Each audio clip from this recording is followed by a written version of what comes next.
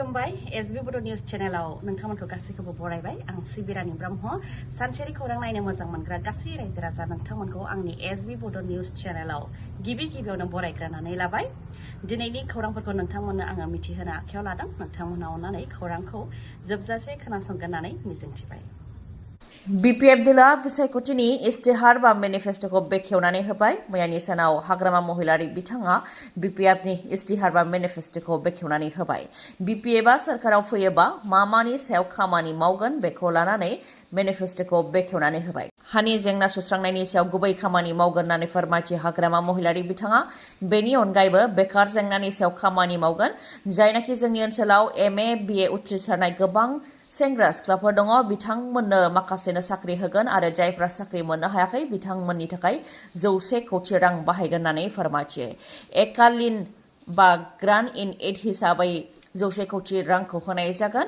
खेबसे grants in aid होनाय जागोन 4 लाखनिफ्राय लानानै 10 लाख रांसिम बिथांखिनि गेजेरजों होनाय जागोन गिबियाव मिउजिक स्पर्ट्स इरिगेशन आरो गुबुन बिथिङाव स्किल ट्रेनिं होनाय जागोन बेनि उनावनो बेफोर बिथांखिखौ होनाय जागोन आरो 6 दाननि गेजेरावनो 100 कौटि रांखौ बाहायनाय जागोन होननानैबो फोरमायथियो आरो फैगौ बोसोराव बेखौ बांहोनानै 200 कौटि रां बानायनाय जागोन होननानै फोरमायथियो नाथाय बे राङा लन नङा थोंजोङै बेंक एकाउन्टावनो हाबगोन होननानैबो मिथिहोयो बेनि अनगायैबो हाग्रामा महिलारि बिथाङा फोरमायथियो लामा दालां स्कुल फाहामनाय बायदि बिल्डिं हस्पिटाल लुनायफोरनि अनगायैबो व्यक्तिगत बा गावारि मोननो थाखायबो रायजो राजाया हास्थायो बेनि थाखायनो बेफोरखौ मावनाय जादों बेकार सेंग्रा सिख्लाफोरनि अनगायैबो सेल्फ हेल्प ग्रुपफोरनोबो 40 कौटि रां होनाय जागोन 6 दाननि गेजेरावनो बेखौ होनाय जागोन 20,000निफ्राय लानानै 25,000 रांसिम होनाय जागोन होननानै मिथिहोयो बेनि अनगायैबो लेबार मावग्राफोर जायफोर सानसे दिन हाजिरा मावाबानो जानो मोनजाया बिथांमोननोबो 10निफ्राय 15,000 ग्रान्ट्स इन एड होनाय जागोन होननानै फोरमायथियो आरो 6 दाननि गेजेरावनो बेखौ होनाय जागोन फैगौ बोसोराव आरोबाव बे रांखौ बांहोनाय जागोन होननानै मिथिहोयो लोगोसेनो सिनियर सिटिजेन अदेबानि गागि नोगोरारिफोरनि थाखाय 5 कौटि रां हेन्डिकेपफोरनि थाखाय 5 कौटि रां बाहायनाय जागोन मुस्लिम आरो बेंगलिफोरनि डि भटार्सनि जेंनाखौ सुस्रांनो थाखायबो मदद होगोन जायनाखि गरखाफोरखौ प्रोटेक्टेड क्लास हिसाबै गनायथि होबाय बेयाव BPF दला जेबो आपत्ति गैया बा हेंथा गैया होननानै फोरमायथियो जाय खामानिखौ मावनो हायो बे खामानिखौसो BPF दला लिरदों बेनि अनगा बा एक्सट्रा जेबो लिराखै 15 बोसोराव जेरैबायदि BPF दला खामानि मावदोंमोन फैगौ 5 बोसोराव बेनिख्रुइ 2 गुन बांसिन BPF दला खामानि मावगोन होननानै फोरमायथिबाय हाग्रामा महिलारिया साननैनि हाबाफारिजों भारतनि गाहाय मन्त्रि नरेन्द्र मदि बिथाङा आसामाव दावबायफैदों मैयानि सानाव लकप्रिय गपिनाथ बरदलै इन्टारनेशनेल एयारपर्टआव गभर्नर आरो डक्टर हेमन्त बिश्व शर्मा बिथाङा दुंब्रुदै बरायदों प्राइम मिनिस्टार नरेन्द्र मदि बिथांखौ मैयानि सानाव फैनानै बिथाङा गुवाहाटीआव थानाय खानापारा भेटेनारि गेलेग्रा फोथाराव डक्टर भुपेन हाजरिका बिथांनि 100थि जोनोम सान फालिनायाव बाहागो लादों जेराव प्राइम मिनिस्टार नरेन्द्र मदि बिथाङा डक्टर भुपेन हाजरिकाखौ मान बावनो थाखाय 100 रांनि कइन बा गथा रांखौ बेखेवदों दिनै दरं जिल्लानि मंगलदैजों लोगोसे गलाघाटनि नुमुलिगर रिफाइनारियाव थांगोन बिथाङा जेराव बिथाङा 19,000 कौटि रांनि प्रजेक्ट बेखेवगोन लोगोसे पाब्लिक मिटिं बा रायजो राजाफोरजों सावरायनाय हाबाफारिबो लागोन मख'नो गोनांदि प्राइम मिनिस्टार नरेन्द्र मदि बिथाङा मणिपुराव थांदोंमोन मणिपुरनि उनाव मैया गुवाहाटीआव दावबायफैबाय गाहाय मन्त्रि बिथाङा मणिपुराव बिथाङा हिंसायारि जाथायफोर जानायनि उनाव गिबि खेबनि थाखाय दावबायहैदों जेराव गोबां सुबुंफ्रानो प्राइम मिनिस्टार नरेन्द्र मदि बिथांखौ दुंब्रुदै बरायनायखौ नुनो मोननाय जादों मणिपुराव जानाय गोबां हिंसायारि जाथाय जानाय समाव मणिपुरनि रायजो राजाफ्रा प्राइम मिनिस्टार नरेन्द्र मदि फैनायखौ गोबां हास्थायदोंमोन नाथाय नरेन्द्र मदि बिथाङा खेबसेबो मणिपुराव दावबायफैयाखैमोन नाथाय दावराव दावसि जानायनि गोलाव समनि उनाव गिबि खेबनि थाखाय दावबायहैदों प्राइम मिनिस्टार नरेन्द्र मदि बिथाङा ओजोंहाय आसामाव दावबायफैनाय समाव माखासे सुबुङा प्राइम मिनिस्टार नरेन्द्र मदिनि हेंथायै गोख्रोङै धरना होदों आखायाव गोसोम फिरफिला लानानै प्राइम मिनिस्टार नरेन्द्र मदिनि हेंथा गोख्रों धरना होनायखौ नुनो मोननाय जादों जेराव पुलिसफ्रा नारानाथार खालामनानै बिथांमोननि धरनाखौ फोजोबस्रांनो नाजानायखौबो नुनो मोननाय जादों हाग्रामा महिलारिनि अनगायै प्रमद बर' बिथाङाबो रौता बियाबाव बिसायख'थिनि गेदेर फोसावदिं मेल खुंदों रौता बियाबजों लोगोसे 25 नं बागानपारायावबो बिसायख'थिनि फोसावदिं मेल खुंदों बिथाङा रौता बियाबाव रोजा रायजो राजाफ्रा फैनानै UPPL दोलोखौ मदद होफैनायखौ नुनो मोननाय जादों थांनाय बिटिसि बिसायख'थियाव जेसेबां फारागथिजों UPPLआ देरहादोंमोन बे खेबाव 2 गुन फारागथिजों रौता बियाबाव देरहागोन होननानै दाबि खालामबाय प्रमद बर' बिथाङा आरो UPPL दोलोआ बांसिन मासि देरहानानै गारनानै हारसिङैनो सोरखार दागोन होननानैबो दाबि खालामो बिथाङा। थांनाय 7 बोसोराव BPFनि सोरखारखौबो सोंखारियो प्रमद बर' बिथाङा। थांनाय 7 बोसोराव हिंसा, बुथारनाय, जौ जुवा आरो हारि माहारिनि गेजेराव दावराव दावसि जादोंमोन। नाथाय बे 5 बोसोराव गासै हारि माहारिनि मोखाङाव मिनिनाया गिदिंबोफिनबाय होननानै बुंथियो प्रमद बर' बिथाङा। बड'लेण्डखौ हाथियारनिफ्राय उदां खालामनो थाखाय जों थांखि लादोंमोन। दा बड'लेण्डआ हाथियारनिफ्राय उदां जाबाय होननानैबो फोरमायथियो।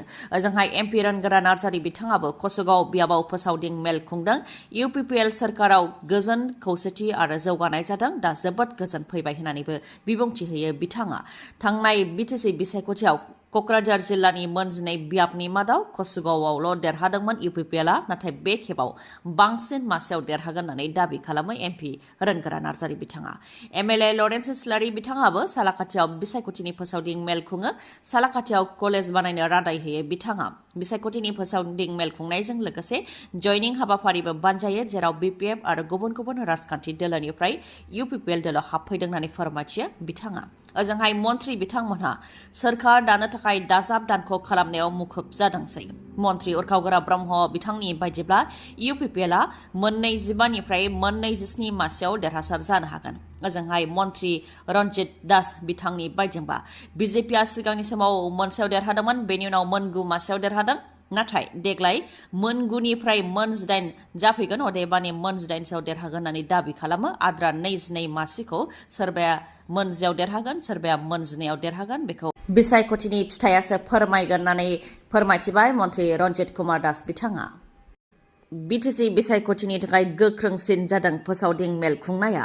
हाग्रामा महिलारि आरो प्रमद बर' बिथांमोनहा सानसेयावनो रौता बियाबनि थाखाय बिसायख'थिनि फोसावदिं मेल खुंदों। हाग्रामा महिलारि बिथाङा रौताजों लोगोसे सालाकाथि आरो 22 नं कक्लाबारि बियाबाव बिसायख'थिनि फोसावदिं मेल खुंदों। हेलिकप्टार लानानै बिसायख'थिनि फोसावदिं मेल खुंदों हाग्रामा महिलारिया। जेराव UPPL आरो BPFनि बिसायख'थिनि फोसावदिं मेल खुंनायावबो रोजा रोजा रायजो राजाफोरखौ बाहागो लाफैनायखौ नुनो मोननाय जादों।